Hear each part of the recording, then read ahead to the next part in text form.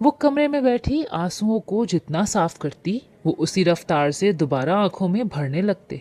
मेरी बात सुनो, जिद छोड़ दो, वापस चली जाओ बेटा, वो मनाने नहीं आएगा। माँ जी फिक्रमंदी से बोली। वो नहीं मनाने आएगा तो मैं भी नहीं जाऊंगी। मैं ठिठाई से बोली। पता नहीं तुम कब सुधरोगी। माँ जी अफसोस से बोली। तो मैं बेबसी से इनको देख के रह गई। तुम एक बार जाकर उसे मना लो बेटा, जिद मत करो। जिद जीत जाए तो रिश्ते हार जाते हैं। तुम पहल करो, वो बेचारा तो फौरन मान जाएगा। वो संजीदगी से कहकर चली गई और मैं बस एक नुक्ते पर अटक गई थी। बेचारा, वो बेचारा था और मैं, सारा ऐब मुझ में था। मगर इस दफ़ा मैंने सोच लिया था मैं नहीं मनाऊंगी। मैं ही क्यों मनाऊं, कभी वो भी तो मनाए, उसे भी तो एहसास हो अपनी गलती का। वो समझे कभी मेरी भी ख्वाहिशात को, मगर न जाने क्यों सबको हमेशा मैं ही गलती पर लगती हूँ। और वो तो जैसे फरिश्ता है, हर गुनाह हर ऐब से पाक, सारी गलतियों से मुबर्रा। माँ जी को मैं कैसे बताती कि आपकी ज़िद जीत गई थी, मगर उसकी ज़िद, मैंने ज़िद कब की छोड़ दी थी। मगर मैंने सोच लिया था बस मैं उसे नहीं मनाऊंगी, और शायद इसने भी यही सोच रखा था। मैंने थक कर सर कुर्सी की पुश्त पर टिका दिया। मैं सचमुच बहुत थक गई थी। वो सीढ़ियाँ चढ़ता हुआ ऊपर आया तो बाबा जान सामने ही अखबार फैलाए इसमें मगन थे। उसने अब्रू के इशारे से सूरत हाल जानने की कोशिश की। किचन की खिड़की से मैंने उसकी ये हरकत देख ली थी। आओ बरखुदार, बैठो। बाबा के होठों पर मुस्कुराहट आ रुकी। क्या हुआ बाबा, सब खैरियत है ना? वो फिक्रमंद नजर आने की कोशिश कर रहा था। होना क्या है बेटा, वही हमेशा का मसला। माँ जी भी वहीं पहुँच गई थी। कहाँ है वो भी समझ गया। किचन में। बाबा की तरफ से मुख्तसर जवाब आया था। ओके। वो उठकर किचन के दरवाजे पर आके खड़ा हो गया। मैं बर्तनों को पटखने में मसरूफ़ थी। क्या हुआ, कल तक तो रावी चैन ही चैन लिख रहा था। वो किचन की दहलीज के साथ टेक लगाए बाजू सीने पर बांधे संजीदा नजर आने की कोशिश कर रहा था। मैं रुकी, इस पर एक नज़र डालकर फिर अपने काम में मसरूफ़ हो गई। बोलो अफशी, क्या हुआ? मुझे मुझे ज़ेहान कद्दर चाहिए उमर। इसने निम्रा अहमद के नावल के हीरो का नाम लिया। ओह गॉड, तुम कभी नहीं सुधर सकती। इसने अपना पसंदीदा जुमला दोहराया। मुझे नहीं पता उमर, मुझे जहान सिकंदर से मिलना है तो बस मिलना है, वो जिद से बोली। पता नहीं तुम क्या हो अफशी, मैं तुम्हें नहीं समझ सकता। पिछले हफ्ते तुम उमैरा अहमद के नावल पीरे कामिल के हीरो सालार सिकंदर को पाने की जिद में थी। इससे पिछले हफ्ते तुम्हें महामलिक के नावल जो चले तो जहाँ से गुजर गए के मरे हुए हीरो से हर हाल में मिलना था, और अब तुम्हें जिहान सिकंदर से मिलना है। वो ठंडी सांस भर के रह गया। वो बेचारा भी ठीक ही कह रहा था। मैं अजीब सी अनोखी लाडली थी जिससे नॉवेल्स के हीरो से कम पर ठहरना ही नहीं था। अच्छा ये बताओ, ये जिहान सिकंदर है कौन? कौन से नॉवेल में पढ़ लिया तुमने? मुझे याद ही नहीं नॉवेल, और तुम्हें जिहान सिकंदर की किस बात ने इतना मुतासिर किया? और निम्रा अहमद का नावल जन्नत के पत्ते का हीरो है, तुम भी पढ़ लेना। तुम्हें क्या बताऊं उमर, इसकी सादगी, इसकी चालाकी, इसकी मासूमियत। कोई एक बात हो तो बताऊं, इतने केयरिंग लोग पता नहीं किस दुनिया में होते हैं। मैं फिर अफसरदा हो गई। अब ऐसी भी बात नहीं अफशी, इस दुनिया में भी बहुत अच्छे लोग मौजूद हैं। तुम मेरी ही मिसाल ले लो। वो चलता हुआ शेल्फ तक आ गया। अल्लाह के लिए उमर, ड्रामे मत करो। जिहान सिकंदर से मिलना है तो बस मिलना है। मैंने मुंह बनाया। अफशी, अल्लाह के वास्ते मत पढ़ा करो ऐसे घटिया नॉवेल्स। वो भी मुंह बना के बोला। ओए खबरदार, जबान संभाल कर, वरना तुमको कत्ल कर दूंगी मैं। मैंने हाथ से पकड़ा चाकू इसकी तरफ किया। ओ सॉरी सॉरी, मगर तुम, इसने डरने की एक्टिंग की। वो मैं, अच्छा चलो तुम फिक्र मत करो, मैं खुद मिल लूँगी, खुद ही ढूंढ लूँगी जहान सिकंदर को, उसने फराख दिली से कहा। अच्छा, इसका मतलब है तुम्हें सालार सिकंदर भी मिल गया होगा? वो हैरान नजर आ रहा था। अब कहाँ यार, नहीं मिला। मैं कदरे दुखी हो गई। वो तुम्हें कैसे मिलता है डियर कज़न? वो तो इमामा हाशिम को मिल गया था ना। वो मुस्कुराया। आहा, क्या किस्मत पाई थी इमामा हाशिम ने भी। सालार सिकंदर मिला इसको, और एक मैं हूँ जिसकी सोच इस किचन से आगे कभी गई ही नहीं। मेरी अफसरदगी पर वो बेसाख्ता हंसा। अच्छा कज़न, मुझे भी देना जन्नत के पत्ते। वो नरमी से बोला। ठीक है ले लो, मेरे कमरे में पड़ा है। मेरे कहने पर वो वापस मुड़ गया। वो जो कह रहा था घटिया नॉवेल्स मत पढ़ा करो, वो खुद इनका दीवाना था। भला नॉवेल से मोहब्बत कौन नहीं करता होगा। मैं ऐसी ही थी बकौल मेरे कज़न्स के बेवकूफ़, किसी हीरो की तलाश में सरगर्दा, किसी हीरो की आमद की मुंतज़िर जो आए और सबके बीच मेरी कलाई थाम ले। मगर पता नहीं कब आता वो हीरो। मैं जवार आफरीदी का इकलौता पीस हूँ जो इन्हें शादी के 5 साल बाद मुरादों से मिला था। बाबा जान, 3 भाई, सबसे बड़े जलाल आफरीदी मेरे आगा जान जिसकी औलाद हूँ मैं, समी भैया, अयान, शहरियार और जेब, इसके बाद जवारा आफरीदी जिन्हें मेरे बाबा होने का फ़ख्र हासिल है, और फिर बिलाल आफरीदी यानी हमारे प्यारे से अभी जान, जिनकी औलाद में उमर, अली और निदा आफरीदी हैं। बी जान और चची जान नीचे वाले पोर्शन में, जबकि मेरे वालिदैन ऊपर वाले पोर्शन में रहते हैं। मेरी फैमिली में आगा जान को तमाम फैसले करने का इख्तियार हासिल है, और इनका फैसला आखिरी हतमी यूं जैसे पत्थर पे लकीर, वो दिन को रात कहें तो रात है जी। फिर किसी की मजाल नहीं कि कोई कह सके कि गलती आपकी है हजरत, या ये बता दे कि मोहतरम आपने सनग्लासेस लगा रखे हैं। सब माने बैठे हैं कि जी हुजूर रात ही है। सूरज अंकल लाख लाख चीख कर कहें कि अरे मैं सवा नेज़े पे हूँ तो फिर रात किधर। हर वक्त घर में चहल पहल यूँ रहती कि किसी तकरीब का गुमान होता।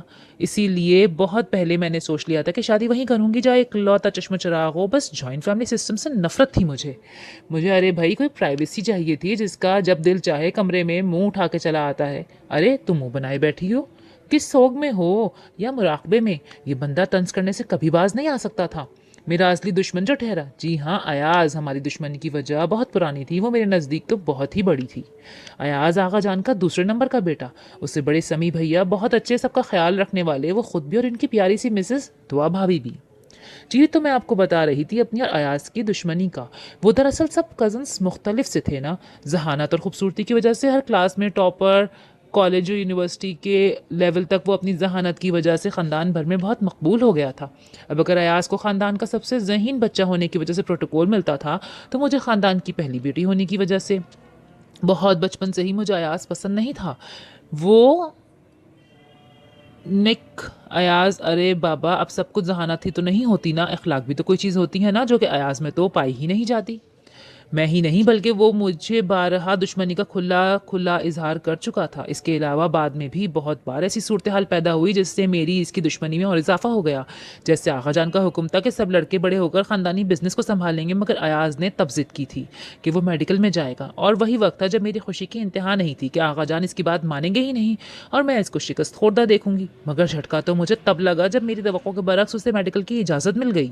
मैं कितने दिन शौक में रही, और इस वजह से उससे होने वाली मेरी नफरत मजीद बढ़ गई। उमर वाहिद बंदा था जिसके साथ मेरी बहुत दोस्ती थी, क्योंकि उमर बहुत मुतहम्मिल मिजाज और ख्याल रखने वाला था। मेरी तरह ये मेरा ख्याल है, जबकि बाकी सब घर वालों का ख्याल है कि ये दोस्ती बरकरार है तो उमर की वजह से, क्योंकि उमर कहा करता था कि उसे अपनी इस नटखट कज़न से बहुत लगाव है। अक्सर वो हंसा करता था मेरी बेवकूफ़ियों पर। मैं जो नॉवेल्स की हीरोइंस की दीवानी थी, उसे इन्हीं बेवकूफ़ियों की वजह से मैं पसंद हूँ, जबकि अयाज का तजर्बा उमर से बिल्कुल मुख्तलिफ था। बंदे को इतना इंतहा पसंद नहीं होना चाहिए, ये अयाज का तजर्बा था।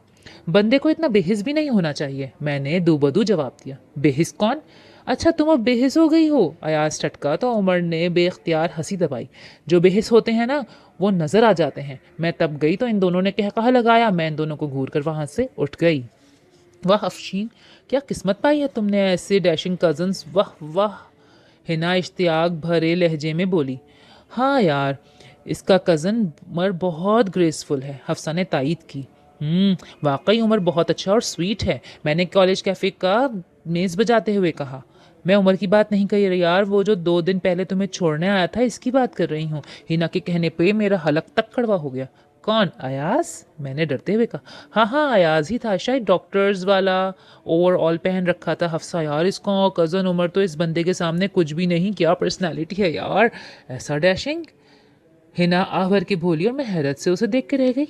अच्छा तुम कितनी घुन्नी हो अफशी, कभी बताया ही नहीं तुमने कि उमर से ज़्यादा भी तुम्हारे कोई कज़न हैंडसम है।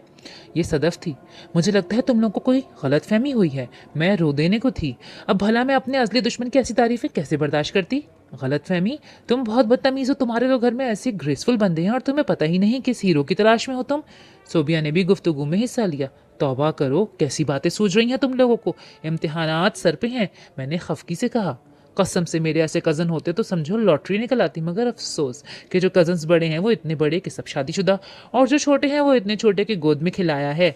सदफ दुखी हुई। अब वो सब अपना अपना दुख बयान कर रही थी और मैं सर थाम के रह गई। मेरी बात सुनो बेवकूफ़, तुम इसे अयाज को फंसाओ। हिना ने मुफ्त मशवरा दिया। अभी मेरे इतने बुरे दिन नहीं आए, मेरे कहने पर वो सब भी मुझे घूर के रह गईं। डार्क ब्राउन कलर के साथ लाइट कलर की टाई लगाए हुए, कोट को बाजू में रखे, शर्ट के बाजुओं को मोड़े, कलाई पर खूबसूरत और महंगी घड़ी, टाई की नॉट खींचकर ढीली की।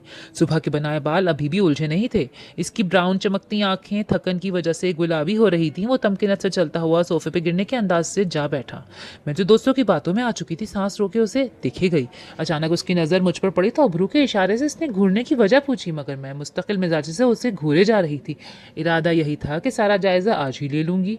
मुझे पता है मैं बहुत खूबसूरत हूँ, मगर लगता है आज तुम नज़र लगाओगी मुझे। वो ऊंची आवाज़ में बोला तो पास बैठी निदा हंसने लगी और मैं गड़बड़ा गई। ठीक है, मेरे दोस्तों के बकौल वो बहुत खूबसूरत था, मगर मेरा दिल कम वक़्त उस पर ठहरा ही नहीं। वो मेरे ख्वाबों और मेरे पसंदीदा राइटर्स के नॉवेल्स के हीरो जैसा तो हरगिज़ नहीं था। और पता नहीं है हीरोज़ कैसे समझ लेते हैं बिन कहे दिल की बातों को। मेरे कज़न्स तो खुशफहमियों से नहीं निकलते। मैं बड़बड़ाते हुए ऊपर को उठ गई। पता नहीं हीरोइन पढ़े बगैर कैसे इतनी एजुकेटेड होती हैं। किताबें लेके बैठी तो जहन फिर से भटक गया। मैं नहीं सुधर सकती थी, शायद सब ठीक ही कहते थे। मेरे तो इम्तिहानात हैं, मैं कैसे जाऊंगी शादी पर। उमर के मामू की बेटी की शादी का कार्ड आया और देखकर मैं बदमज़ा हो गई। तो तुम्हारा जाना ज़रूरी भी नहीं, इम्तिहान दो तुम, माँ जी सब्जी बनाते हुए बोली। अफशी, कार्ड देखा तुमने? मैंने कब से आली बाजी की शादी का इंतज़ार किया हुआ था। निधा भी ऊपर आ गई। मैं नहीं जाऊंगी तो फिर ये भी नहीं जाएगी, मैंने जिद की। इसके मामू की बेटी है, वो तो जाएगी ही। माँ जी ने घूरा। एक तो माशाल्लाह इतना बड़ा हमारा ख़ानदान है, पहले कोई बुलाता नहीं और जो कोई अल्लाह अल्लाह करके कुफ्र तोड़ता है तो हमारे मसाइल ही ख़त्म नहीं होते। मुझे इस शादी में न जाने का ज़्यादा ही दुख था। ये तुम्हें शादी मिस करने का इतना अफसोस क्यों हो रहा है? निदा मशकूक हुई। तो अफसोस क्यों ना हो? अरे बहन, ऐसे मौके पर ही तो हीरो मिलता है कोई। मगर मेरे नसीब तो बहुत ही ठंडे हैं। मेरी ठंडी यहाँ पर माँ जी का हाथ चप्पल की तरफ बढ़ा तो मैं किचन की तरफ भाग गई। अरे अपना बचाव करना था भाई। और निदा हंस हंस के निढाल हो रही थी। तुम लोग वकास के पास क्यों बैठी थी? अयाज ने निदा और मुझसे गुस्से से पूछा। वो अयाज भाई वो बातें कर रहे थे तो हम बैठ गए। निदा शर्मिंदा हुई। हर ऐरे खैरे के पास मुंह उठाकर मत बैठ जाया करो तुम लोग। वो गुस्से में था। वो ऐरा खैरा नहीं, मेरे कज़न है, मेरे खाला के बेटे। मैं खफकी से बोली। तुम्हारा कज़न है ना, तुम बैठो इसके पास। मगर निदा, मुझे तुम आइंदा इसके पास नज़र मत आओ। इसने निदा को कहा तो वो सर हिला के रह गई। तुम्हें क्या लगता है मेरे कज़न का कैरेक्टर अच्छा नहीं है?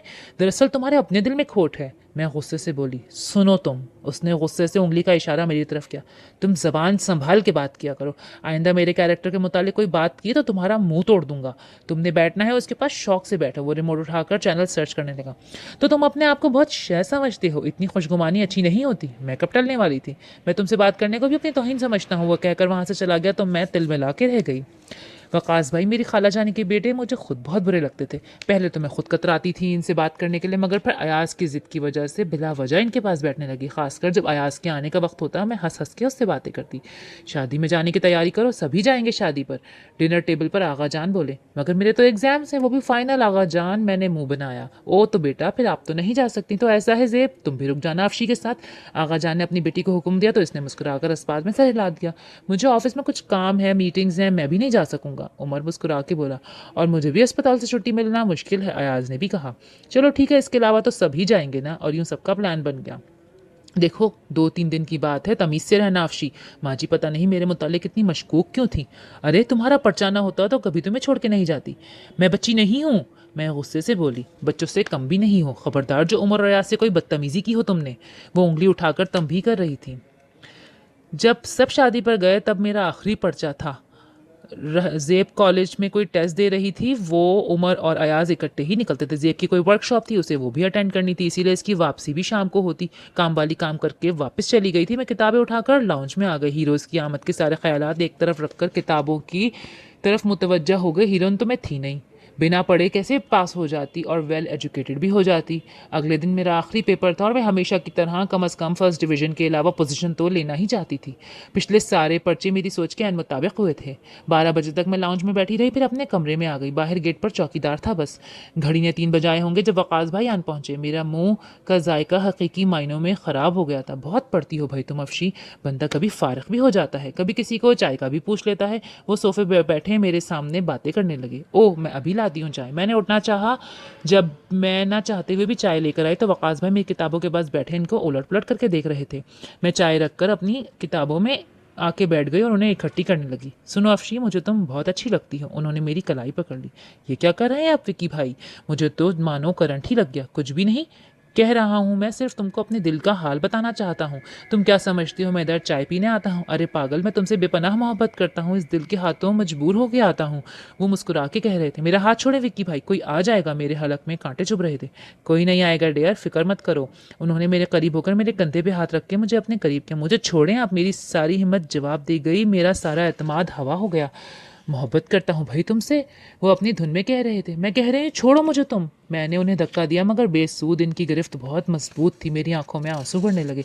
तुम्हारी आंखें बहुत खूबसूरत हैं और गुस्से में और भी दिलकश लगने लगती हैं। वो कमीनगी से मुस्कुराया मगर मेरा जहन तेजी से प्लान कर रहा था। एक लम्हा लगा मुझे सोचने में। मेज़ पर रखी गर्म चाय मैंने इन पर गिरा दी। मेरा अपना हाथ भी झल गया मगर इस वक्त परवाह किसे थी। इनकी गिरफ्त ढीली हुई और मैं भागी मगर मेरा दुपट्टा इनके हाथ में रह गया। बेख्तियार मेरी चीख निकल गई। मैं दरवाजे की तरफ बढ़ी, इससे पहले कि मैं दरवाज़ा खोल के बाहर जाती। अयाज मेरे दुश्मन ने जान दरवाज़ा खोल के अंदर आया और मैं बेख्तियार इसके बाजुओं में झूल गई। इसने मुझे सीधा करके देखा। मेरा पूरा चेहरा सुर्ख और आंसुओं से भीगा हुआ था। मेरी गर्दन भी सुर्ख हो रही थी। उसे देखकर मेरे आंसुओं में रवानी आ गई। उसने मुझे हटाकर वकास का गिरेबान पकड़ा और उसे घसीटता हुआ बाहर ले गया। मैं सिसकियों का गला घोंटती दीवार के साथ लगती ज़मीन पर जा बैठी। बाहर से अयाज की गालियों की आवाज़ें आ रही थीं। मैं नहीं जानती कि वकास बचा या नहीं। कुछ देर बाद दरवाज़ा खोलकर अयाज अंदर आया। मैंने खौफजदा होकर उसे देखा। अयाज ने सोफे पर पड़ा मेरा दुपट्टा उठाकर मेरे कंधों पर डाला, मुझे थाम के खड़ा किया। ऐसे ही वो मुझे नीचे ले आया। मेरे आंसू मुसलसल बह रहे थे। मुझे सोफे पर बिठाते हुए इसकी नज़र मेरे हाथ पे पड़ी। जहाँ गर्म चाय गिर गई थी वहाँ छाले उभरने लगे थे। ये क्या हुआ? वो ठटका फिर अपने कमरे से कोई क्रीम लाके मेरे हाथ पे लगाई। मेरा जब्त जवाब दे गया। मैं बेख्तियार इसके शाने से सर टिकाकर ऊंची आवाज़ में रोने लगी। वो मेरा सर थपथपा रहा था। मैं चुप हुई तो टीवी देखने लगा। मैंने बेयकीनी से वहीं लाउंज के सोफे पे बैठ के उसे देखा। शाम को ज़ेब और उमर आए तो मेरी खामोशी इनको भी ठटकी। क्या बात है, तुम चुप का रोज़ा क्यों रख के बैठी हो? उमर ने कितनी बार पूछा था। इसके बार बार पूछने पर मैंने अपने जलावा हाथ दिखा दिया और भला उसे क्या बताती। ओहो, कैसे जला हाथ? वो प्यार से पूछ रहा था। मेरे आंसू फिर निकलने लगे और फिर मुझे उमर कितनी देर बहलाता रहा और मैं रोती रही। अगले दिन मेरा पेपर बहुत बुरा हुआ। मुझे यही टेंशन थी, पता नहीं मैं पास भी हो सकूंगी या नहीं। बेयकीनी थी जिसने मुझे अपनी गिरफ्त में ले लिया था। मैं यानी अफशीन आफरीदी के साथ ऐसा कैसे हो सकता था? पता नहीं कौन सी नेकी काम आई थी जो अयाज वक्त पे आ गया। मेरी ज़िंदगी में अयाज का बहुत बड़ा एहसान था। मुझे ज़िंदगी में कभी भी अयाज को देखकर इतनी खुशी नहीं हुई थी जितनी उस दिन हुई थी। मैं यही सोच सोच के पागल हो रही थी कि अगर अयाज ना आता तो। और जब मैं ये सोचती मेरी पलकें भीगने लगती। शादी से सब वापस आए तो मेरी खामोशी को सबने नोट किया। क्या हुआ मेरी बेटी को? ये आगा जान थे जो बार बार पूछ रहे थे। खैर है मेरे पुत्र? बाबा जान का पूछना भी बेकार गया। मुझे बताओ अफशी, क्या बात है? माँ जी का पूछने का अपना अंदाज था। ये ड्रामे तो तुम अपने बाप के सामने क्या करो, मुझे सीधी तरह बताओ। माँ जी ने अलहदगी में मुझसे पूछा तो मैंने सर झुकाकर सारी बात उनको बता दी। वो हक्को दक रह गई।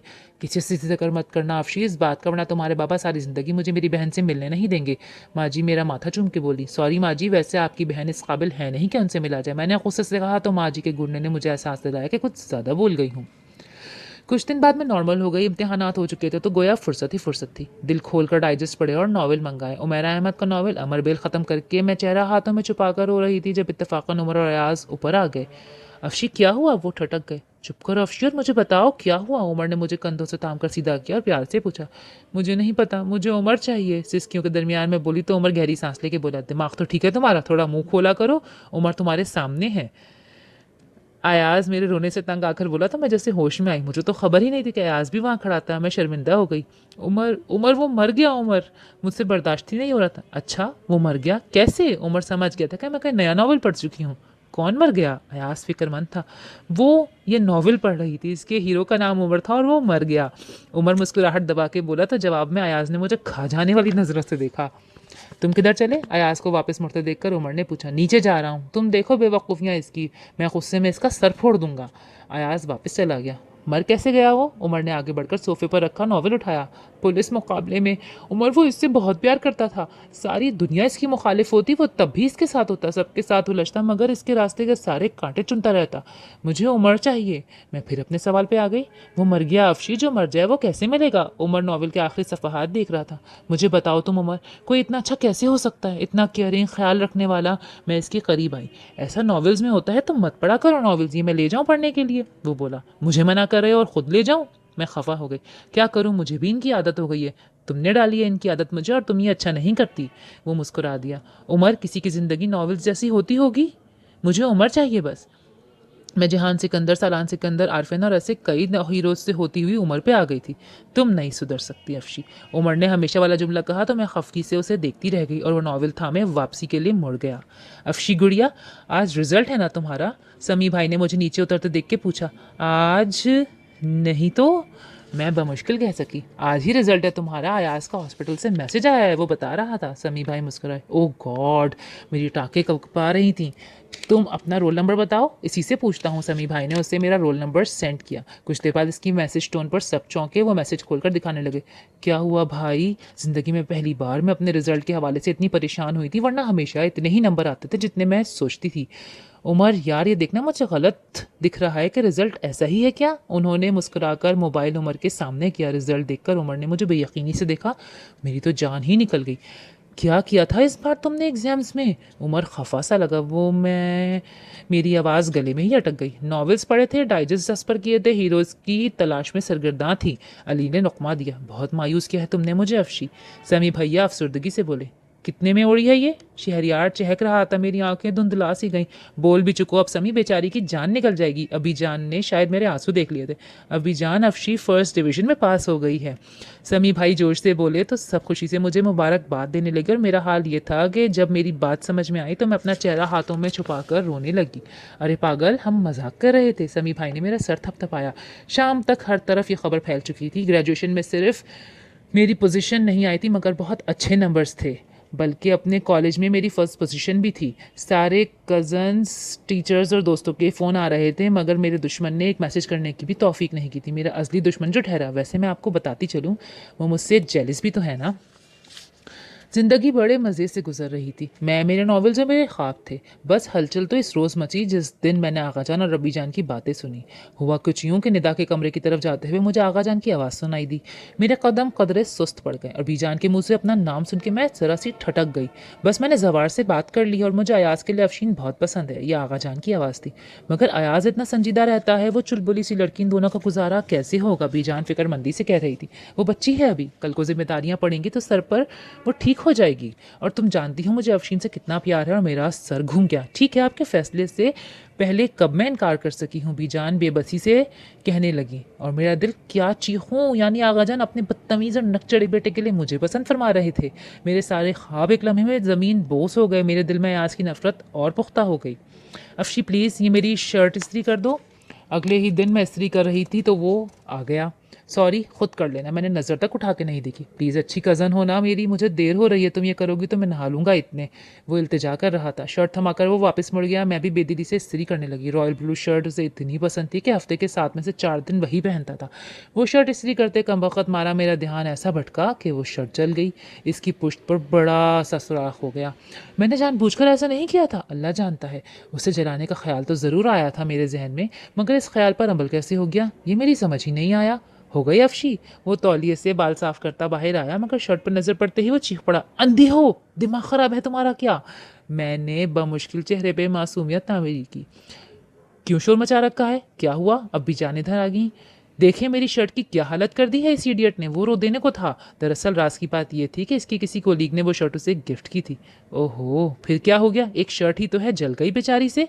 बीजान हमेशा की तरह मेरी तरफदार बन के मैदान में उतर आई। बस कभी कुछ मत कहिएगा अपनी लाडली को, इसकी तरफदारी ही कीजिएगा। मैं बता रहा हूँ, आप अभी जान बहुत जलील करवाएगी आप सबको। इसने शर्ट का गोला बनाकर मेरे मुंह पे मारा और अंदर की तरफ बढ़ गया। पागल है वो, तुम फिक्र मत करो। बीजान प्यार से मेरा कंधा थपथपा के आगे बढ़ गई। मेरे आंसू भरने लगे। यही वो कज़न था जिसको फंसाने के मेरी सारी कमीनी दोस्तों ने 101 मशवरे मुफ्त मुझे नवाजे थे। वाकई मेरी किस्मत हीरोइन जैसी कभी नहीं हो सकती। मुझे इसी एक बात का दुख खाए जा रहा था। नॉवल में ऐसा होता है, ऐसा बस जब परफ्यूम टूट जाए या हीरो की फेवरेट पौधे की शाख कट जाए तो इसके माथे पे बल तक नहीं आता। असल ज़िंदगियों में क्या ये डरावनाई बातें होती होंगी? मेरे जहन में ताज़ा ताज़ा पड़े अमर बेल के सीन घूम रहे थे जब माजी आ गई। तुम कब सुधरोगी अफशीन? माजी गुस्से में थी। हैं, अब मैंने क्या कर दिया? मैं बौखला गई। तुम्हारी माँ हूँ मैं, तुम्हारी हरकतों को खूब जानती हूँ। तुमने अयाज की शर्ट क्यों जलाई? उफ, मेरी माँ जी के दुरुस्त अंदाजे। मैंने जानबूझ के नहीं जलाई, मैं मिनमिनाई। बस कर दो, सुधर जाओ अब। माँ जी ने मुझे घूरा। पहली बात तो ये है कि मैंने जानबूझ के नहीं जलाई, और दूसरी बात यह कि अब तो जल गई, अब क्या हो सकता है। मैं संभल गई। पहली बात यह कि आइंदा ऐसी बात या हरकत की तो तुम्हारी सारी इन फजूल किताबों, नॉवेलों और रिसालों को आग लगा दूंगी। और दूसरी बात यह कि तुम इससे माफ़ी मांगोगी। माँ जी ने हुक्म दिया। माफ़ी? मैं और अयास से? हाँ तुम। और तुमने इससे माफ़ी नहीं मांगी तो आइंदा मुझे अपनी शक्ल मत दिखाना। माँ जी ये कहते हुए कमरे से बाहर निकल गई और मैं हाथ सर थाम के बैठ गई। ये तो मुझ मासूम के साथ सरासर ज्यादती थी, है ना। खैर, माँ जी का हुक्म था, मानना पड़ा। बमुश्किल दिल को समझाती इस असली दुश्मन से माफ़ी मांगने के लिए इसके कमरे में चल दी। वो सोफे पे बैठा, सेंटर टेबल पर पैर फैलाए, गोद में लैपटॉप रखे कोई काम कर रहा था। कमरे की कदादम खिड़की पर ग्रे कलर के पर्दे लटक रहे थे। कमरे में मिलगुजा सा अंधेरा फैला हुआ था। कमरे की वो वाहिद जगह जहाँ रोशनी थी वो अयाज का चेहरा था, जहाँ लैपटॉप की रोशनी फैली हुई थी। मैंने बमुश्किल गला खंखारा। उसने एक नज़र मुझ पर डाली तो ज़रा ठटका और फिर नज़रअंदाज करके अपने काम की तरफ मुतवज्जा हो गया, जैसे किसी शहनशाह के सामने उसकी गरीब रियाया खड़ी हो और उसे फ़र्क ही ना पड़े। मैं गुस्से से तिलमिला के रह गई। अयाज, मैंने बमुश्किल गुस्सा दबा के कहा। हाँ कहो, वो गुरूर से बोला। सॉरी। मैंने अगला लफ्ज़ कहा तो इसने ऐसे बेयकीनी से मुझे देखा जैसे मेरे सर पे सींग निकल आए हों। वो शर्ट मैंने जानबूझ के नहीं जलाई थी, पता नहीं कैसे जल गई। बहरहाल फिर भी सॉरी, मैं लापरवाही से बोली। ओ अच्छा, ओके। वो कंधे उचकाकर ऐसे बोला जैसे मुझे माफ़ करके उसने मुझ पर एहसान अजीम कर दिया हो। मैं बल खा के रह गई। इसके कमरे से बाहर निकलकर मैंने गहरे गहरे सांस लिए। मुझे तो इसके कमरे में अपना दम घुटता हुआ महसूस हो रहा था। मैंने यूनिवर्सिटी में दाखिला लेना है। माँ जी के पास तख्त पे बैठकर मैंने अपना मुद्दा बयान किया। जितना पढ़ लिया बहुत है, तुम्हारे आगाजान नहीं मानेंगे। माँ जी की बात पर मेरा दिल सर पीटने को चाहने लगा। आगाजान से मैं खुद बात कर लूँगी, मैंने सुकून से कहा। खबरदार, जो तुमने भाई साहब के सामने ज़बान भी खोली, दोबारा बोलने की काबिल नहीं रहोगी। माँ जी ने गुस्से से कहा तो मैं चुप हो गई। मगर वो अफशीन आफरीदी ही क्या जो अपने दिल की बात ना मनवाए। रात को ही डिनर टेबल पर सबके दरमियान आगाजान के सामने मुद्दा बयान किया। जितना पढ़ लिया इतना काफ़ी नहीं है क्या बेटा? आगाजान मुस्कुराए। आगे मज़ीद पढ़ना मेरी ख्वाहिश है आगाजान। इनकी मुस्कुराहट ने मुझे हिम्मत दी। आगे बढ़कर क्या करेंगी आप बेटा? बेहतर यही है घरदारी सीखो। वो संजीदा हुए। मगर आगाजान, मुझे स्कॉलरशिप मिल सकता है ना? मैंने बौंगी मारी। हम फजूल से टॉपिक पर बहस कर रहे हैं अफशीन। वो खाना छोड़कर मुझे देखने लगे। मैं बहस कर रही हूँ और नहीं करना चाहती हूँ। पढ़ना मेरा हक है और मैं एमए करना चाहती हूँ, मैं सुकून से कहने लगी, जिस पर सब ठटक गए। माँ जी ने आंखें निकाली मगर मैंने नजरें चुरा ली। एमए करना मतलब यूनिवर्सिटी जाना और यूनिवर्सिटी का मतलब लड़कों के साथ पढ़ना। ये अच्छी बात नहीं बेटा। नरमी से कही गई बात पर मुझे तो पतंगे लगे। सॉरी आगाजान, मगर आपके इस तर्ज अमल से मैं कंफ्यूज हो रही हूँ कि आपके बेटे यूनिवर्सिटीज़ में नहीं पढ़ते, मगर वो तो लड़के हैं, तो सब जायज़। अफशीन, माँ जी ने मेरी बात काटी। आगाजान ने हाथ उठाकर माँ जी को रोका। लड़के और लड़कियों में फ़र्क बहरहाल होता है। आगाजान ने गुस्से को जब्त किया। मैंने जहन में तमाम नॉवेल्स के डायलॉग याद कर लिए। ये फ़र्क भी आपकी पैदा की हुई है। बेटा या बेटी, दोनों सूरतों में अपनी तरबियत और खून पर यकीन रखना चाहिए आगाजान। मैं तलखी से बोली। असूल बहरहाल असूल होते हैं। आपकी ज़िद की वजह से हम अपने असूल नहीं तोड़ सकते। वो दो टोक होके बोले। आपके असूल आपको मुबारक हो, संभाल के रखिए अपने असूल, मगर कहीं ऐसा ना हो आगाजान कि आप अपने असूलों के हमराह तनहा रह जाएं और आपके साथ कोई कुछ भी ना आए। मैं कहकर कुर्सी से उठकर अपने कमरे की तरफ चढ़ गई और पीछे सबसे खामोशी छा गई। खुद को मैंने बार बार दाद दी। इतनी हिम्मत आ गई थी कि मैं तो खुद हैरान रह गई। कितनी बार तो अपना कंधा खुद ही थपथपाकर खुद को शाबाशी दी, मगर जल्द ही मुझे इतराक हो गया कि दरअसल ये मेरी हिम्मत नहीं बल्कि बदज़बानी थी। और इस बात का एहसास दिलाने वाली भी हमेशा की तरह माँ जी थी। उन्होंने मुझे बुलाया तक नहीं। माँ जी को तो जैसे तैसे मना लेती, मगर झटका तो मुझे तब लगा जब बाबा जान ने भी नहीं बुलाया। मैं अपनी नज़रों में एकदम बहादुर से मुजरिम बन गई। मैंने एहतजाजन भूख हड़ताल की थी, इसका भी उल्टा नुकसान मुझे ही हुआ। बाबा, आप मुझसे नाराज़ हैं क्या? बाबा को चाय देते हुए मैंने पूछ लिया। नहीं, तुमसे नाराज़ नहीं हूँ अफशीन, तुमने मुझे थोड़ा दुख दिया है। भाईजान मेरे बाप की जगह है, तुमने इनसे बदतमीज़ी की है। वो चाय थाम कर अपने कमरे में चले गए और मेरे दिल पर ऐसा बोझ आ गिरा, मगर मेरी समझ में नहीं आया कि मैंने गलत क्या कर दिया। बाबा जान की खामोशी और नाराज़गी जितनी मुझे तकलीफ देती थी, इतनी दुनिया की कोई चीज़ नहीं दे सकती थी। इसलिए मैंने सोच लिया था कि आगा जान से माजरत कर लूँगी। क्या हो रहा है? अयाज मेरे सामने आकर बैठा। मुझे हैरत हुई, इतना खुशगवार मूड में तो अयाज कभी नहीं था। तुम्हारी दरख्वास्त कबूल हुई जो तुमने आगा जान के हुजूर पेश की थी? वो मुस्कुराया। मैं बेहोश होते होते बची। नहीं, मैं आगा जान से एक्सक्यूज़ कर लूँगी, मुझे नहीं पढ़ना। मैं होठ चबाने लगी। हाय, पढ़ना क्यों नहीं? उससे हैरत हुई। बड़ों को नाराज़ करके क्या पढ़ना? मुझे आगा जान से बदतमीज़ी नहीं करनी चाहिए थी। मैं बेबसी से बोली। अपना हक मांगना या अपने हक के लिए लड़ना बदतमीज़ी नहीं होती अफशीन। हाँ, तुम्हारा लहजा थोड़ा तल्ख हो गया था, मगर बात तुमने कोई ऐसी गलत नहीं की थी। मैं मज़े से सेब उठाकर खाने लगा और मैं हवनकों की तरफ से देखी गई। वाकई ये वो अयाज ही था ना? क्या हुआ, ऐसे क्यों देख रही हो? वो मुस्कुराया। सही कह रहा हूँ मैं, बड़ों की इज्जत अपनी जगह, मगर अपना हक मांगना अलग बात है। इसकी बात पर मैं खामोशी से वहाँ से उठ गई। रात को खाने की मेज़ पर मैंने सर झुकाकर आगा जान से सॉरी कहा तो सब मुझे हैरत से देखने लगे, और ये हैरत बजा थी। यानी अफशीन आफरीदी और सॉरी। आप जानती हैं अफशीन, आप हमें सब बच्चों से ज़्यादा अजीज़ हैं, इसीलिए जिस तरह आपकी तरफ से मिलने वाली खुशी हम पर बहुत खुशी सादिर करती है, इसी तरह आपकी तरफ से मिलने वाला दुख भी हमें दुखों से ज़्यादा दुखी कर देता है। आगा जान बोल रहे थे और सबको जैसे सांप सूंघ गया। सॉरी आगा जान, मैं ज़्यादा बदतमीज़ी कर गई थी, मैं शर्मिंदा हूँ। मेरे आंसू बह रहे थे। मुझे तुम्हारे पढ़ने पर कोई एतराज़ नहीं है, मगर सब चौंके। मगर मेरी एक शर्त है। वो मुस्कुराए। मैं खामोशी से उन्हें देखने लगी। यूनिवर्सिटी में दाखिले से पहले तुम्हारा निकाह करेंगे हम। इनकी अगली बात पर मुझे क्या सबको ही जैसे करंट सा लग गया। निकाह? मेरा? यानी मेरा? मैं बौखला गई। निकाह? इतनी जल्दी आगा जान? मगर किससे? समी भैया ने सवाल किया। बोलो अफशीन, तुम राजी हो? वो मज़े से कह रहे थे। मैंने आंखें बंद करके अपने ख्वाबों के शहजादे का अक्स किया। मतलब मेरी सारी दुआएं कबूल हो गई। सालार सिकंदर जैसा केयरिंग, जहान सिकंदर जैसा बुलंद किरदार, उमर जैसा लविंग, और मैंने मुस्कुराहट को दबाया।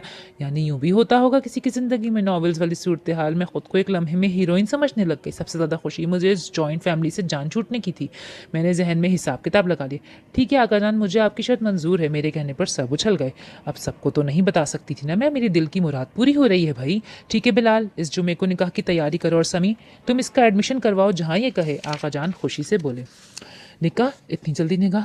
मगर किससे आका जान? दुआ भाभी बोली।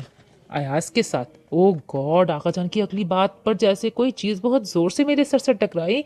मेरे हाथ से चम्मच गिर गया। पूरा घर घूमता हुआ महसूस हुआ। बेख्तियार मेरी नज़र अयाज पर पड़ी। उसका भी रंग उड़ गया था। ये आप क्या कह रहे हैं आगा जान? अयाज बोला। मैं अपने घूमते सर को संभालती हुई उठ खड़ी हुई, क्योंकि मैं जानती थी अब के एहतजाज करने की बारी अयाज की थी। वो कभी हारता नहीं। अयाज की तल्ख आवाज़ मेरे कमरे तक आ रही थी। तुम्हें एतराज़ किस बात पे है? आगा जान गुस्से से बोले। इसकी किसी एक बात पे एतराज़ हो तो बताऊं। अजूबा है वो बेवकूफ़। मेरा इसके साथ किसी सूरत गुजारा नहीं हो सकता। रिसालों की दुनिया से वो कभी बाहर नहीं निकलती। बोलने की उसे तमीज़ नहीं। सॉरी आगा जान, मैं कुर्बानी का बकरा नहीं बन सकता। अयाज की आवाज़ ने सही मायनों में मेरे 14 तबक रोशन कर दिए थे। ठीक है, वो मेरे भी ख्यालात के इससे कुछ डिफरेंट नहीं है, मगर अपनी इतनी तारीफ़ इसके मुंह से सुनकर दिल तो क्या इसका सर फोड़ दूं। क्या बुरा था अगर मैं रिसालों की दुनिया में रहती हूँ? अरे जितनी ज़िंदगी तल्ख है, क्या बेहतर नहीं कि अपने ख्यालात की दुनिया में रहा जाए? ठीक है, मेरा तो ये आखिरी फ़ैसला है। तुम्हें अगर ये फ़ैसला मंजूर नहीं और इस पर एतराज़ है तो इस घर में तुम्हारे लिए कोई जगह नहीं। आगा जान की बात पर मैंने अपने ख्यालों से निकलकर फ़ौरन खिड़की का पर्दा सिरकाकर नीचे देखा। ये घर है आगा जान, इसे आप घर कहते हैं जहाँ रहने वाले सांस भी अपनी मर्ज़ी से लेने के पाबंद नहीं है? मुझे भी यहाँ रहने का कोई शौक़ नहीं है। ये घर आपको ही मुबारक हो। अयाज गुस्से से सेंटर टेबल पर से चाबियाँ उठाकर हॉल से निकल गया, और मुझे इस वक्त अपनी इतनी तस्दील महसूस हुई कि मत पूछिए। मेरा दिल कर रहा था कि बस अब क्या बताऊँ आपको। आगा जान तो खाने के बाद अपने कमरे में चले गए थे। बाकी सब लाउंज में बैठे थे। सभी फिक्रमंद थे। सबसे ज़्यादा गुस्सा मुझे आ रहा था। अब अगर मैं नॉवेल्स क्रेजी थी या थोड़ी आउटस्पोकन थी तो इसमें मेरा क्या कसूर था? अब अगर आप आउटस्पोकन को मुंहफट कहें या नॉवेल क्रेजी को अजूबा कहेंगे तो क्या गुस्सा नहीं आएगा उसे? मुझे इश्क था नॉवेल्स से, मुझे मोहब्बत थी रिसालों से। मैं सारी दुनिया को छोड़ सकती थी, मगर रिसालों को नहीं। मोहब्बत छोड़ी तो नहीं जा सकती ना। बिलाल अब भी इसका नंबर मिला कर थक गए तो समी भाई मिलाने लगे, मगर इसका नंबर मुसलसल बनता। सभी फिक्रमंद थे। पहली बार किसी ने यूँ आगा जान के फैसले से बगावत की थी। सभी शौक थे। घर में एकदम सन्नाटा छा गया था। रात के 11 बजे फ़ोन आया कि अयाज का एक्सीडेंट हो गया। उफ़ अल्लाह, क्या क़यामत थी। सभी हॉस्पिटल के लिए निकल खड़े हुए और मैं गरीब अपने कमरे की खिड़की के साथ चिपकी रह गई। मेरे तो यही समझ में नहीं आ रहा था कि मुझे खुश होना चाहिए या रोना चाहिए। उमर ने अस्पताल से फ़ोन करके बताया था कि इसके सर और टांग पर गहरी चोट आई है और वो आईसीयू में है। एकदम मैं अपने आप को मुजरिम समझने लग गई। मेरा अल्लाह जानता है, इस रात सारी दुश्मनी और नफरत भुलाकर मैंने इसके लिए दुआएं मांगी थी। अगली शाम उसे होश आया तो मैं भी दुआ भाभी और समी भाई के साथ उसे देखने हॉस्पिटल चली गई। वो बेड पर नीम दराज था। उसे सर पर चोट आई थी और टांग की हड्डी 2 जगहों से टूट गई थी। इसके अलावा भी कई खराशियाँ आई थी। कैसे हो? मैंने बमुश्किल आंसुओं के दरमियान पूछा। अंधी हो क्या? नज़र नहीं आ रहा? वो गुस्से में बोला। अयाज, ये वाकई फिक्रमंद थी तुम्हारे लिए। दुआ भाभी ने मेरी तरफदारी की। जानता हूँ मैं यही देखने आई होगी कि जिंदा हूँ या मर गया, और जिंदा हूँ तो कैसे जिंदा बच गया। वो जहर उगल रहा था। हाँ, यही तो देखने आई थी, और बहुत अफसोस भी है कि तुम जिंदा बच गए। मैं भी तल्खी से बोली। देख चुकी हो, अब शक्ल गूं करो अपनी। वो नफरत से बोला। मेरा दिल क्या कोई चीज़ उठाकर इसके सर पे दे मारूं, मगर वहाँ पहले ही बैंडेज थी। नाचारा गुस्सा जब्त करती कमरे से बाहर निकल आई। फिर वो जितने दिन हॉस्पिटल में रहा सभी जाते रहे, मगर मैंने दोबारा जाने की गलती नहीं की। तकरीबन 1 हफ्ते बाद वो घर वापस आ गया। अफशी, 2 रोज़ हो गए हैं आज को घर आए, तुम उसकी खबर लेने अब तक नहीं गई। मैं मज़े से सुमैरा हमीद का यारम पढ़ रही थी। दुआ भाभी की आवाज़ से चौंक गई। हाँ देखो ना, इस सिचुएशन में बहुत टेंस और उलझन का शिकार है। ऐसी सूरत हाल में तुम अगर इसका ख्याल रखोगी तो इसके दिल में तुम्हारे लिए मोहब्बत पैदा हो जाएगी, भाभी प्यार से कह रही थी। इस दिन हॉस्पिटल में इसका मेरे साथ रवैया देखा था आपने? मैं मजीद अपनी इज्जत नफ्स इसके आगे कुचल नहीं सकती, मैं संभल के बोली। आगा जान का फैसला नहीं बदलेगा अफशी, ये तुम भी जानती हो और मैं भी। यूनिवर्सिटी स्टार्ट होने से पहले वो तुम्हारा निकाह पढ़वाएंगे ज़रूर, और जब सारी ज़िंदगी इस शख्स के साथ गुजारनी है तो वक्ती तौर पर अगर अपनी इज्जत नफ्स को एक तरफ रख भी दोगी तो यकीन जानो नुकसान में नहीं रहोगी। भाभी नरमी से कहकर आगे बढ़ गई। मगर भाभी प्लीज़ अफशी, एक बार सोच लो फिर फैसला करना। दुआ भाभी मेरे कंधे पर हाथ रखकर उठ खड़ी हुई और मैं बेवकूफ़ वहीं बैठी रह गई। मैं भला क्या सोचती, मैं तो हमेशा हीरोज़ में उलझी रही। मुझे तो कभी ख्याल तक नहीं आया कि ज़िंदगी में ऐसे तल्ख फैसले भी हो जाते हैं। दुआ बेटा, अभी तक अयाज को खाना नहीं दिया? बीजान फिक्रमंदी से बोली। अफशी, तुम अयाज के कमरे में जा रही हो, ये इसके लिए खाना लेती जाओ। मैं जो फ्रिज के पास खड़ी पानी पी रही थी ठटक गई। भला मैं कब इसके कमरे में जा रही थी? मगर मुझे सोचने का मौका दिए बगैर भाभी ने खाना मुझे थमाया और बीजान के सामने इनकार भी नहीं कर सकी मैं। वो नीचे ज़मीन पर ही बैठा दीवार के साथ टेक लगाए टीवी देख रहा था। ये क्या है? खाना। मैंने ट्रे इसके पास नीचे रख दी। उफ खुदाया, ना जाने बच क्यों गया मैं। तुम खुद बताओ, इसे खाना कहा जाता है? इसने बेबसी से ब्रेड और यखनी के प्याले को देखा। अब बीमारी में तो यही होगा ना। मुझे इसके ऊपर तरस सा आ गया। बीमारी? क्या मतलब? मैं ब्लड प्रेशर का मरीज़ हूँ या दिल का, जो मैं अच्छा खाना नहीं खा सकता? ऐसे खाने से तो अच्छा भला बंदा मरीज़ बन जाता है। वो रो देने को था और मेरे दिल में इसके लिए हमदर्दी पैदा हो गई। अगली सुबह मैंने हमदर्दी में ही पराठे, ऑमलेट और चाय का मग बनाया और इसके कमरे में ले गई, इस बात की परवाह के बगैर कि मुझे ऐसे देखकर उमर शहरियार ने खुसर पुसर की थी, और इस बात का भी नोटिस नहीं लेके आगा जान जुमाइनी सा मुस्कुराए भी थे। नाश्ता मैंने इसके सामने रखा, उसने मज़े लेके नाश्ता किया और मैं यहीं नहीं रुकी। अगले 3 दिन मैंने इसकी खूब खातिर मदारात की। सुनो, वो अचानक बोला तो मैं ठटक गई। तुम बहुत अच्छी हो और मैं सोच रहा हूँ तुमसे पहले दोस्ती क्यों नहीं कर ली। वो मुस्कुरा रहा था। मैं बर्तन उठाकर वहाँ से आ गई। सुनो, रात के खाने में क्या मिलेगा? इसकी आवाज़ पर मैं मुड़ गई। तुम क्या खाओगे? हमदर्दी मेरे सर चढ़ के बोल रही थी। चिकन कढ़ाई और पास्ता, वो शर्मिंदा सा बोला। ओके। मैं कंधे उचकाकर कमरे से निकल आई। न सिर्फ निकल आई बल्कि आते ही इसके लिए रात के खाने का इंतज़ाम करने लगी। इतने मसाले वाली चीज़ें मत दो उसे, बीजान बार बार टोक रही थी। क्यों? मैं कब हारने वाली थी। अरे बेटा, इतना मिर्च खाने से ज़ख्म पर खारिश होने लगती है। बीजान का भी अपना नज़रिया था। मैं अपने काम में मसरूफ़ रही। चलो, वो खाना तो खा लेता है ना इसी बहाने। वो कहकर किचन से निकल गई। खाना? मैंने मुस्कुराकर खाना रखा और इसके सामने बैठ गई। अफशीन, तुम ऐसी लगती तो नहीं थी। वो खाना खाते हुए बोला। कैसी नहीं लगती? दूसरों की बातों में आने वाली। वो मुस्कुरा रहा था। मैं समझी नहीं। मुझे इतना बताओ कि मेरा इतना ख्याल किसके कहने पे रख रही हो? इसकी साफ गोई पर मैं हवनकपन से उसे देखे गई। क्या तुम भी यही समझती हो कि तुम्हारे इस तरह भेस बदलने से मैं बदल सकता हूँ? वो तंज कर रहा था, मेरी हमदर्दी और खुलूस का मजाक उड़ा रहा था। वो कभी भी मेरा हीरो नहीं बन सकता था।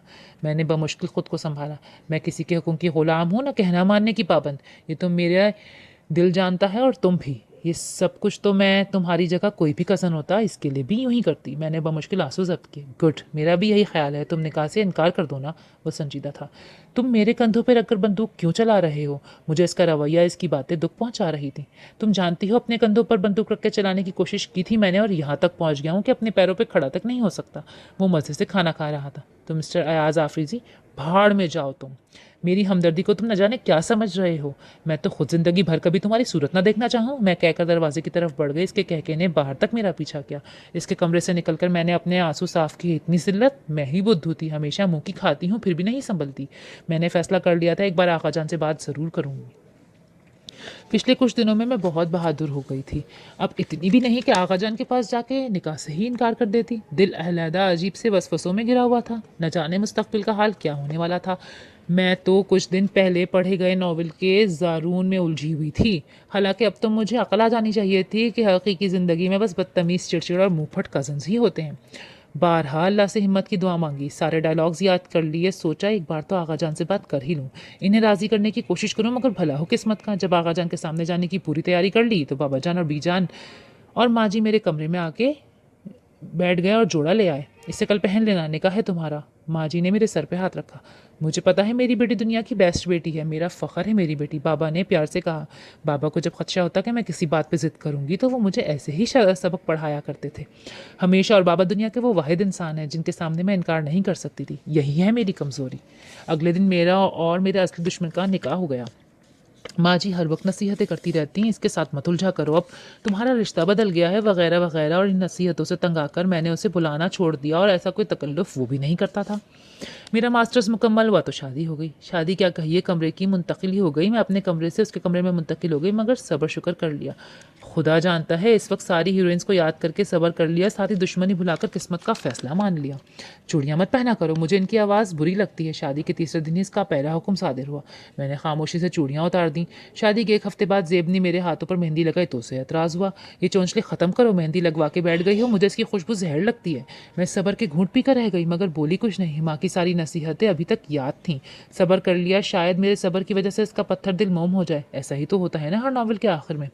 वो कमरा तरतीब से रखने का आदी था और मैं हमेशा माँ जी से इसी बात पर डांट खाती थी। अफशी, कभी तो कमरे को कमरे की हालत में रहने दिया करो, अगले घर जाओगी तो क्या करोगी। और अब मुझे रोना ही आ गया था जब इसने कहा, प्लीज़ अफशीन, ये बेतरतीबी मेरे कमरे में नहीं चलेगी। अगर इधर रहना है तो तरतीब से रहना।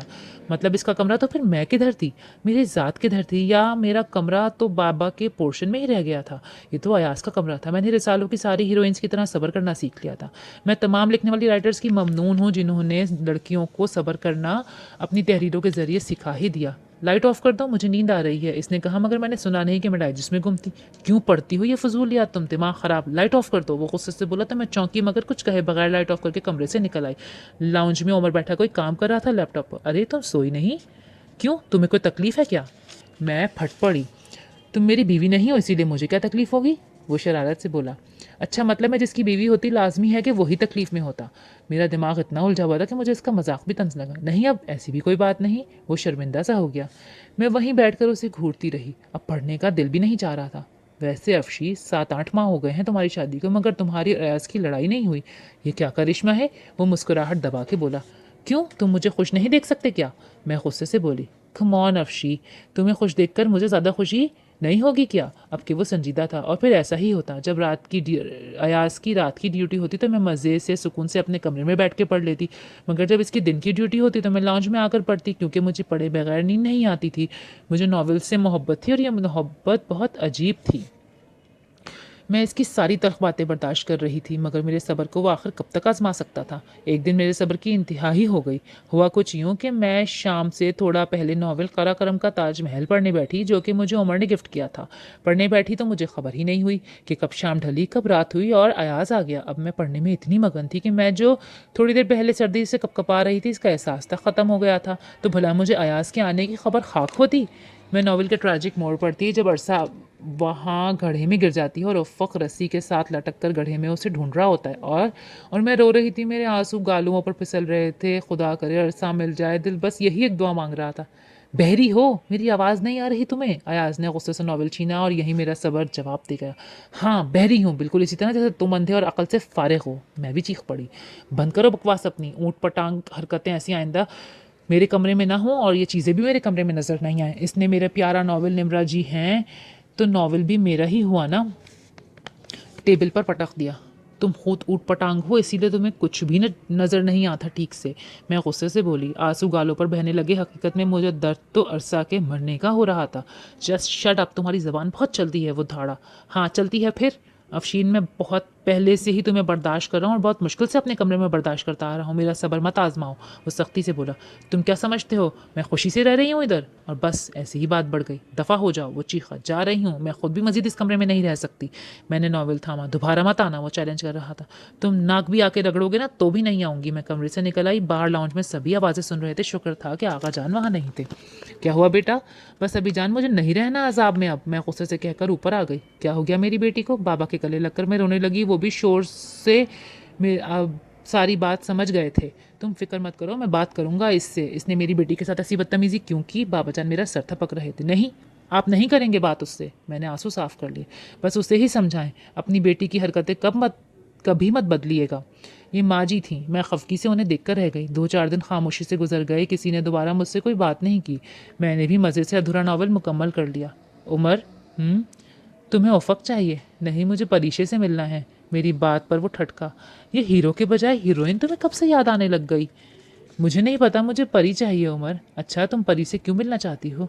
मैं उससे पूछूंगी कि इतने मुश्किल वक्त में इसने सब्र कैसे कर लिया, उफ़क़ को कैसे संभाला, अंधेरी रातों में तूफान से कैसे लड़ी। मैं मुँह बसोर के बोली तो वह हंसता रह गया। तुम कभी नहीं सुधर सकती अफशी, उमर ने अपना पसंदीदा जुमला कहा। ईद आने वाली है, सोच रही हूँ शॉपिंग पहले ही कर लूँ, चांद रात तक तो बहुत रश हो जाएगा। तुम्हें कुछ खरीदना है? मैं बेदिले से बोली तो वो भाभी लौट गई। अफशी, उमर ने पुकारा।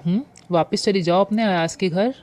वो मुस्कुरा दिया। वो नहीं लेने आएगा तो नहीं जाऊंगी। मैंने नफ़ी में सर हिला दिया। पागल मत बनो, ऐसे जिद करोगी तो तुम्हारा घर टूट जाएगा। वो मेरे सामने सोफे पे बैठ गया। नहीं उमर, इससे शादी के बाद अपनी सारी जिद दफन कर दी थी मैंने। तो एहसान तो नहीं किया था तुमने? अपने घर को बचाने और घर बनाने के लिए औरत को कुछ तो जद्दोजहद करनी ही होती है ना, वो सुकून से बोला। उमर, क्या सिर्फ औरत की जिम्मेदारी होती है? क्या सिर्फ औरत को घर बनाना होता है? अगर औरत इतना कुछ कुर्बान कर सकती है तो मर्द को भी तो थोड़ा कॉम्प्रोमाइज़ करना चाहिए ना। आखिर वो भी तो घर बना रहा होता है अपना। वो क्यों मुझे मनाने नहीं आ सकता? मैंने सर झुकाकर आंसू छुपाने की कोशिश की। और अगर वो ना आया मनाने तो क्या करोगी? मैं ठटक गई उमर की बात पर। यह तो मैंने सोचा ही नहीं था। ऐसा तो मुझे गुमान तक नहीं गुजरा था। कुछ भी हो उमर, वो ना आया तो मैं नहीं जाऊंगी। मैंने बमुश्किल खुद को संभाला। खुदा के लिए अफशी, ये ज़िंदगी है तुम्हारी, इसे कोई कहानी या नॉवल मत समझो। आखिर में सब कुछ ठीक कहानियों में होता है बस। हकीकी ज़िंदगी बहुत तल्ख होती है। तुम अहमकों की जन्नत से बाहर निकल आओ, वो गुस्से से बोला। मैं दम बखुद रह गई। ये सब मुझे उमर क्यों कह रहा था? क्या समझते हो खुद को तुम? मैं ख्वामखा की जिद कर रही हूँ? तुम कभी नहीं समझ सकोगे उमर कि इसके लिए मैंने क्या कुछ नहीं छोड़ा। और वो शख्स जो मैं से हम तक का सफ़र नहीं कर सका, इसके लिए मैंने अपनी अना के सर पर पाँव रखकर उसे कुचल दिया था। जब्त के बावजूद अना से आंखें भीगने लग गई मेरी। कुछ भी हो अफशी, बचपना छोड़ दो। वो ना आया तो क्या करोगी? मेरी मानो तो जिद ना करो। एक कमरे का फासला है, अबूर कर लो। वो हमदर्दी से बोला और जाने के लिए खड़ा हो गया। तुम भी समझते हो सारा कसूर मेरा है? तुम्हें भी यही लगता है उमर कि मैंने कॉम्प्रोमाइज़ नहीं किया? वो बेयकीनी से बोली। वो जाते जाते ठटका। नहीं, मुझे पता है तुम्हारा कसूर नहीं, मगर मैं सिर्फ इतना जानता हूँ कि तुम खसारे में ना रह जाओ। वो मुस्कुरा कर चला गया। 4 दिन बाद बकरीद थी। घर में कुर्बानी के बकरे आए हुए थे। सब बकरों को देखने के लिए लॉन में जमा थे। मैं वहीं बैठी थी जहां उमर मुझे छोड़ के गया था। मुझे ख्वामख़ा रोना आ रहा था। मेरे सारे ख्वाब इस बुरी तरह टूटे थे कि मेरी आंखों में किरचियाँ सी चुभ गई थीं। मैंने कब महलों बंगलों और गाड़ियों के ख्वाब देखे थे? इतनी छोटी छोटी ख्वाहिशात थी मेरी। मैं रूठूं तो वो मना ले, मैं हंसूं तो वो हंसते साथ, और जब मैं रोऊं तो वो मेरे आंसू साफ करते। मैं वाकई बेवकूफ़ थी शायद। 2 दिन बाद मैंने फैसला कर लिया था, सारे नॉवेल्स के हीरोज़ का गला घोट दिया था। ये मोहब्बत, ये एहसासात, ये सब तो नॉवेल्स में होता है। हकीकी ज़िंदगी में सिर्फ मटकी अना रह जाती है। उमर ठीक कहता था, हकीकी ज़िंदगी बहुत तल्ख होती है। ये क्या है? अपने कमरे से निकली तो सामने निदा सामान लिए बैठी थी। ये तुम्हारे कपड़े, जूते और दूसरी चीज़ें ईद पर पहनने के लिए और मेहंदी लगवाने आ जाओगी नीचे ना। निदा प्यार से कहकर नीचे उतर गई। मेरी सुर्ख सूजी आंखें फिर भीगने लगी। अफशी, क्या सोच रही हो? माँ जी तख्त पर बैठी सब्जी बना रही थी। कुछ नहीं, वो बस मैं वापस जा रही हूँ। मैं ज़बरदस्ती मुस्कुराई। अच्छा फ़ैसला है बेटा, कल ईद है, अपने घर में करना। माँ जी खुश हो गई। मेरा दिल माँ जी से भी बदजन हो गया कि शायद वो मुझसे ही तंग आ गई थी, बल्कि वो तो हमेशा ही मुझसे तंग रहती थी। अफशी, किसी माँ के लिए इससे ज़्यादा खुशी की बात हो ही नहीं सकती कि इसकी बेटी अपने घर में खुश है। तुम तो मेरी फरमाबरदार बेटी हो। अयाज तुम्हें खुश रखेगा इंशाअल्लाह। माँ जी ने मोहब्बत से मेरा चेहरा हाथों में थाम कर मेरा माथा चूमा। मैं ज़रा चीज़ें समेट लूँ। मैं उठकर कमरे में आ गई। मैं समझ गई थी औरत की जिद सिर्फ मर्दों में इसका बाप पूरी कर सकता है, बाकी सबकी जिद्दें औरत को पूरी करना होती हैं। मैं आंसू साफ करते हुए कमरे में बिखरी चीज़ें समेट रही थी जब दरवाज़ा बजाकर कोई अंदर आया। मैं मुड़ी और जामिद हो गई। वहाँ खड़ा अयाज मुस्कुरा रहा था। मैं उसे नज़रअंदाज करके अलमारी में से चीज़ें देखने लगी। दिल चाह रहा था कि वो लौट जाए, मगर अब तक तो आपको पता भी चल गया होगा कि अयाज आफरीदी ढीठवा के हुआ है। वो आहिस्तगी से चलता हुआ मेरे करीब आया। मैं पलटी तो इसके साथ टकरा गई। ये क्या बदतमीज़ी है? मैं खफकी से बोली। बदतमीज़ी? तुम्हारे नॉवेल्स में तो इसको मोहब्बत कहते हैं ना। वो मुस्कुरा रहा था। मेरा रास्ता छोड़ो अयाज। क्यों? किधर जा रही हो? इसने मुझे दोनों हाथों से थाम लिया। बहुत नाराज़ हूँ, वो मासूमियत से बोला। तुम्हें क्या फ़र्क पड़ता है? मेरे आंसू कमबख्त हर वक्त बहने को तैयार रहते थे। फ़र्क पड़ता है तो आया हूँ ना। भला कोई इतने दिन नाराज़ होता है क्या? अफशी, तुम्हें मेरा ख्याल नहीं आया? वो प्यार से बोला। तुम्हें ख्याल आता है मेरा? मैंने गीली आंखों से उसे देखा। हर लम्हा तुम्हारा ख्याल रहता है। मोहब्बत जो करता हूँ तुमसे। इसने मुझे अपने बाजुओं में ले लिया। मोहब्बत? मैं उसे पीछे धकेल कर बेड की तरफ बढ़ गई। जानते भी हो इस लफ्ज़ की हकीकत को? जिसको तुम मोहब्बत कह रहे हो वो मोहब्बत करते हैं, वो यूँ नहीं करते। मैं फजूल में ही ख़ुद को मसरूफ़ ज़ाहिर कर रही थी। क्या नहीं करते वो? इसने कंधों से थाम कर अपनी तरफ मुड़ा। यूँ तंग नहीं करते मिस्टर अयाज आफरीदी, ख्वाहिशात का एहतराम करते हैं। मैं तल्खी से बोली। असल बात यह है अफशी, मैं तुम्हारा इतना फर्माबरदार और बर्दाश्त ही नहीं कर पा रहा था। अरे मुझे तो वो नटखट सी कज़न अफशी पसंद थी। वो लड़ती चीखती उलझती और खफा होती अफशी। अरे बाबा, मुझे अच्छा लगता है तुम्हारा उलझना झगड़ना। मुझे ज़िंदगी से भरपूर अफशी से मोहब्बत है, जिसे डैशिंग और हैंडसम कज़न नहीं चाहिए जिसे इसकी दोस्तें पसंद करती हैं, बल्कि वो अफशी चाहिए जिसे हीरो चाहिए, लविंग केयरिंग नॉवेल्स वाला हीरो। वो शरारत से कह रहा था। तुम कैसे जानते हो कि मेरी दोस्तों को तुम पसंद हो? वो मुस्कुराया। सॉरी यार, तुम्हारे मोबाइल में मैसेजेस पढ़ लिए थे। तुम बहुत बुरे हो, मैं खफकी से बोली। वो तो मैं हूँ। खैर चलो शॉपिंग के लिए चलें। मेहंदी लगवाना, चूड़ियाँ ख़रीदना, खूब शॉपिंग करना। मैं गाड़ी में इंतज़ार कर रहा हूँ। वो जीन्स की जेबों में हाथ डालकर कमरे से निकल गया और मैं हैरान खड़ी हूँ। ऐसा हुआ था? मैंने जब सारी उम्मीदें ख़त्म कर ली तो बिल्कुल उस नावल वाली ज़िंदगी और नावल वाली सूरत हाल मेरे सामने आ गई। मुझे लग रहा था मैं ख्वाब देख रही हूँ, मगर नहीं, ये हकीकत में भी होते हैं। और मेरी समझ में अब आया है कि हीरोज़ क्यों लविंग और केयरिंग होते हैं, क्योंकि वो हीरोइन से मोहब्बत जो करते हैं, जैसे मेरा हीरो करता है, मेरा वो डैशिंग और हैंडसम सा कज़न। और राज की बात यह है कि मुझे भी तो इससे मोहब्बत है ना। ओह, किन बातों में उलझ गई मैं भी। वो गाड़ी में मेरा इंतज़ार कर रहा है और हाँ, मुझे समझ में ही नहीं आ रहा कि मैं नॉवेल्स ख़रीदूँ या नहीं ख़रीदूँ आज। अरे बाबा, आज से जितनी मर्ज़ी लड़ाई कर लूँ, अब मैं अपनी पहली मोहब्बत तो नहीं छोड़ सकती ना। भला कोई नॉवेल्स भी छोड़ने वाली चीज़ है? और अब जबकि मेरी ज़िंदगी में भी नॉवेल्स वाली सूरत हाल हो ही गई, तो बताइए, मैं नॉवेल्स छोड़ सकती हूँ भला? आप खुद फैसला करें।